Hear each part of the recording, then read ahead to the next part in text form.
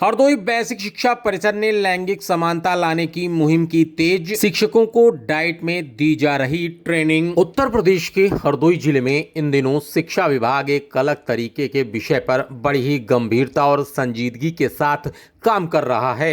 विषय गंभीर है और चुनौतीपूर्ण भी है, जिसे शिक्षकों को समझाया जा रहा है। हरदोई के बेसिक शिक्षा परिषद के शिक्षकों को डाइट में एक महत्वपूर्ण ट्रेनिंग दी जा रही है, जिसमें लैंगिक समानता विषय पर बल दिया जा रहा है, जिसमें महिलाओं, बच्चियों की भागीदारी और उनकी पुरुषों के साथ में समानता पर विशेष बल दिया जा रहा है।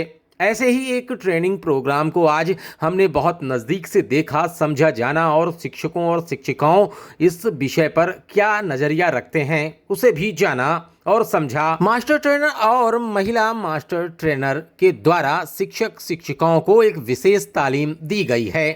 इस प्रोग्राम में फैजी अब्बास समेत शिक्षकों ने अपना मत भी रखा।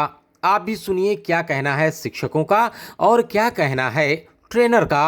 शादी के बाद जब उसका परिवार बढ़ता है और कुछ दुर्भाग्यवश समस्याएं आती हैं बाद, तो उसका जो पीरियड होना इसलिए जरूरी है कि वो अपने फैमिली को जो है संभाल सके। कुछ गार्जियन जो होते हैं वो इक्वल चाहते हैं अपने दोनों बच्चों को, एक लड़का एक लड़की दोनों में इक्वल चाहते हैं, बावजूद उसके दे नहीं पाते।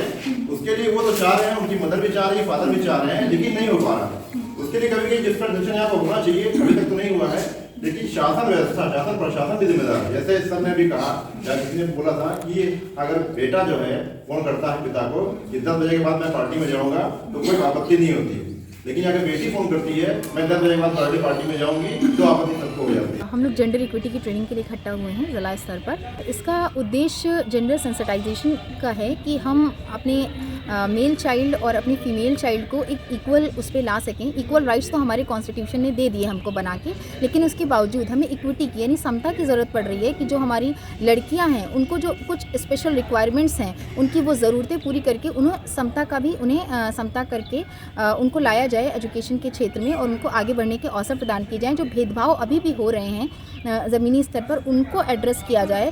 और बहुत सारे हमने ऐसे जेंडर रोल डिसाइड कर रखे हैं, बहुत सारे जेंडर स्टीरियोटाइप हैं जिनको तोड़ने की ज़रूरत है। जेंडर रोल्स में जो हम बंधे हुए हैं उन रोल्स को बदलने की और रीफ्रेम करने की ज़रूरत है।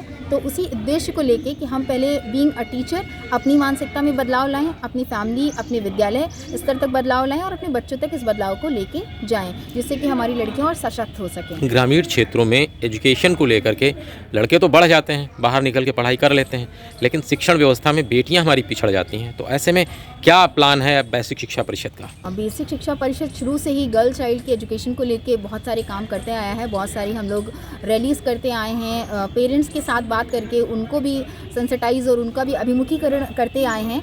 और अभी जो ये कार्यक्रम है ये इसको भी हम लोग ब्लॉक स्तर पर नारी चौपाल के रूप में ले जाएंगे, विद्यालय स्तर पर नारी चौपाल के रूप में ले जाएंगे कि अभिभावकों से बात करके कैसे बेटियों को और 8वीं के बाद आगे की शिक्षा के लिए प्रमोट किया जाए। और सिर्फ ये बता के ना कहा जाए कि लड़कियां हैं तो इनको पढ़ा दो तो इसका ये फ़ायदा होगा, इसलिए लड़कियों को पढ़ाना है, लड़कियों का अधिकार है पढ़ना, राइट टू एजुकेशन हमारे संविधान ने हमें दे रखा है, इसलिए लड़कियों को पढ़ाना है। इस बात को जन जन तक ले जाना है कि अधिकार के रूप में शिक्षा लड़कियों के लिए स्थापित हो जाए और उनको मिले। क्या नाम है आपका, क्या पद है? मैं जैतून जिया सहायक अध्यापक के पद पर उच्च प्राथमिक विद्यालय गाजू में कार्यरत हूँ।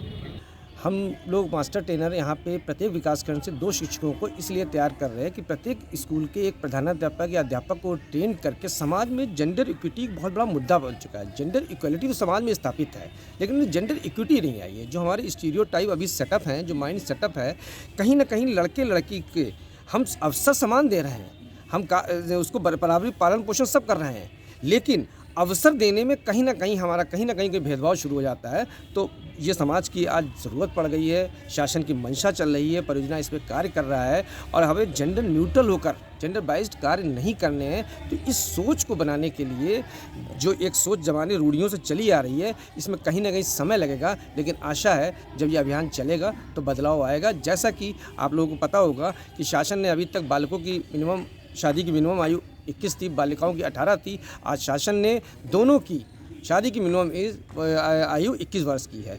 लड़कियों को आज प्रॉपर्टी में हिस्सा भी मिला है। आज हमारी बेटियां सब जगह आगे चल रही, लेकिन हम कहीं ना कहीं इस चीज़ों से ग्रसित हैं। बेटे बेटी को पालन पोषण बराबर करते, फ़र्क कहीं ना कहीं दिमाग में रहता है। इस फ़र्क को निपटाने की ज़रूरत है। क्या नाम है आपका? अभिषेक गुप्ता। क्या पोस्ट है? हम इस जेंडर इक्विटी अभियान के स्टेट रिसोर्स ग्रुप के मेंबर हैं, SRG।